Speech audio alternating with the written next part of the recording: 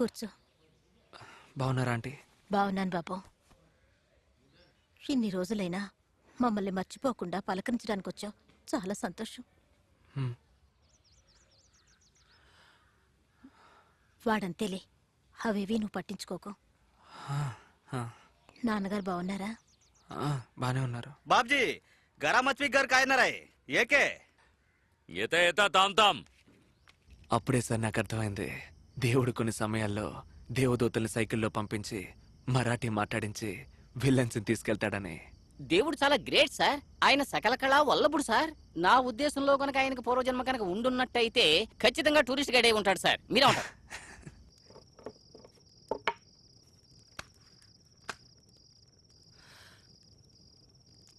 అంజలి, ఏంటి? నీకోసం చాక్లెట్. అక్కడ పెట్టు. చేత్తో తీసుకోవచ్చు కదా. ఏం చేస్తున్నానో చూస్తూనే ఉన్నావుగా. ఎవరైనా దూర ప్రాంతం నుంచి మన ఇంటికి వచ్చిన వెంటనే బయలుదేరతామంటే మీరేమంటారు సార్?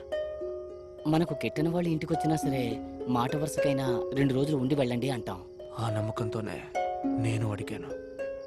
సరే మరి నేను బయలుదేరినా?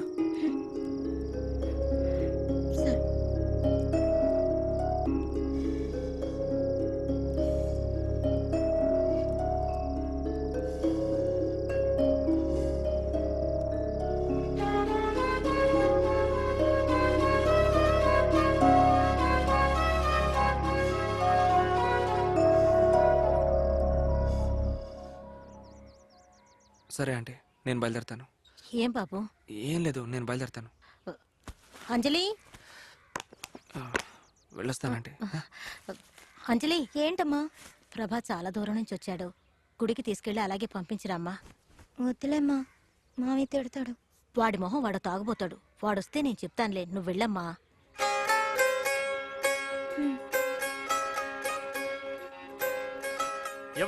चाचा चाबी कम गया हो। मैं मंदिर में जाऊंगी। कौन थे? घर चली। ओके. हेलो. ఏంటలా చూస్తున్నావు? నీకు డ్రెస్ కొనాలి, రా. ముందు నువ్వు ఉద్యోగం చేయి, తర్వాత కొని పెడతా కానీ. చూడు, ఎప్పుడు కొనాలో నాకు తెలుసు, నువ్వురా.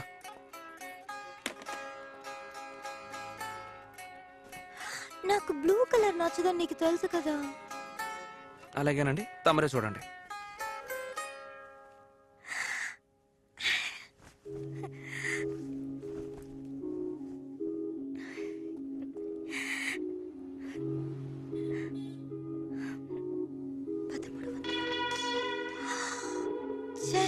చండాలంగా ఉంది కదా. ఇది ఒక కలరేనా? బానే ఉంది కదా. ఆ చుడిదార్ ఏం బాగుంది. నువ్వు నీ టేస్ట్ బాగా చేసుకో. 230. ఇది తీసుకోనా? లేదు, అదే తీసుకోవచ్చు కదా. నువ్వు కొని వదలుచుకుంటే ఇది కొనివ్వు, లేకపోతే మాని. జేబులో డబ్బు లేకుండా ప్రేమించడం చాలా కష్టం సార్. కానీ నా అంజలి నా పరిస్థితి అర్థం చేసుకుని తనకి నచ్చిందని నచ్చలేదని చెప్పి వెళ్ళిపోయింది. పేదవాళ్ల ప్రేమల్లో ఇలాంటి చిన్న చిన్న సంతోషాలు ఎన్నో ఉంటాయని ఆ రోజే నాకు అర్థమైంది. నేను వచ్చినప్పుడే చూస్తున్నాను, ఒక్కోసారి బాగా మాట్లాడుతున్నావు, ఒక్కోసారి మొహం తిప్పుకుంటున్నావు. ఎందుకు ఇలా చేస్తున్నావు అంజలి? నీతో ఉండే ఈ నిమిషం సంతోషంగానే ఉంది ప్రభా. కానీ నీతో వచ్చినందుకు మా మావయ్య దగ్గర ఎన్ని మాటలు పడాలో తెలుసా? తలుచుకుంటేనే భయంగా ఉంది. నేనున్నాను కదా, ఎందుకు భయపడుతున్నావు? ఇప్పుడున్నావు సరే, చివరిదాకా నాతోనే ఉంటావా ఏంటి? ఉండవుగా.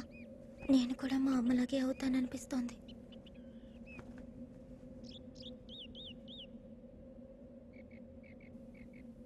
ఆగిపోయావే, రా.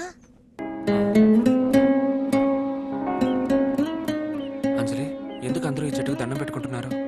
అదా, ఇది వీళ్ళ నమ్మకం. ఈ చెట్టు కింద 300 సంవత్సరాల క్రితం ఎవరో ఒక స్వామీజీ కూర్చుని తపస్సు చేశారట. ఈ చెట్టుని తాకి మనసులో ఏదైనా కోరుకుంటే అది జరుగుతుందని వీళ్ళ నమ్మకం. నువ్వు మనసులో ఏదైనా కోరుకుని మొక్కకు, ఖచ్చితంగా జరుగుతుంది. సరే.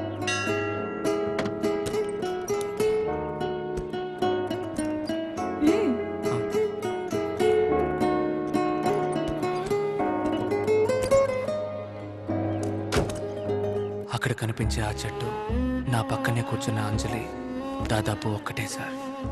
ఎవరెవరో ఎక్కడెక్కడి నుంచో వచ్చి ఆ చెట్టును తాకితే 300 ఏళ్ల క్రితం ఉన్న స్వామీజీని తాకినట్టుగా భావిస్తున్నారు. ఈ రోజు తను నా పక్కనే కూర్చుంది. తన భుజం నా భుజానికి తగులుతోంది. తన శ్వాస నా చెవిని తాకుతూనే ఉంది. నాకు మీసాలు అన్న విషయాన్ని మర్చిపోయి ఆ క్షణం మళ్ళీ నేను 7 ఏళ్ల ప్రభాకర్గా మారిపోయాను. ఒకవేళ అలా మిమ్మల్ని ఎవరైనా చిన్నపిల్లాడిగా మార్చేస్తే వాళ్ళని మీరేమంటారు సార్? దైవం సార్.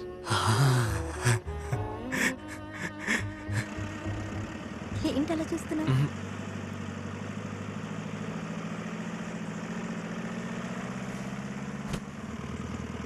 ప్రభా, ఒక మాట.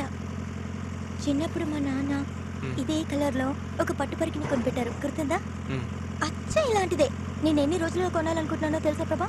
ఇదే కలర్, పువ్వుల డిజైన్ తో పాటు. అదే మరి నువ్వు ఇక్కడికి వచ్చి కొనేవాళ్ళని రాసింది. ఎప్పుడు నేనే అబద్ధాలు చెప్తాను. తను నువ్వు చెప్పేది నిజమా అని అడుగుతుంది. కానీ ఇప్పుడు తనే అబద్ధం చెప్పింది. నన్ను సంతోషపరచడానికి చెప్పిన ఒక చిన్న అబద్ధం. ఒకవేళ ఈ అబద్ధం అనేది లేకపోతే ఈ లోకంలో అందం, అద్భుతం అనే విషయాలే ఉండేవి కాదని నాకప్పుడు అనిపించింది.